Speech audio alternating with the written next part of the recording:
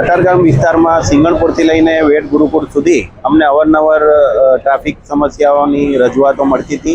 એમાં મુખ્ય કારણ એમાં જે લારી ગલ્લાવાળા હોય છે તેમજ ફ્રૂટના ટેમ્પાવાળા, શાકભાજીવાળા વગેરે રોડ પર પોતાની ગાડીઓ અને લારીઓ ઊભી રાખી અને એને ખરીદી કરવા તેમજ નાસ્તો કરવા માટે કસ્ટમરો પણ પોતાનું વ્હીકલ લાવી અને આડેધડ પાર્ક કરી અને ટ્રાફિક જામ અને સમસ્યાઓ ઊભી કરતા હતા, જેના વિરુદ્ધ અમે આજે સમગ્ર પોલીસ સ્ટાફ, ટ્રાફિક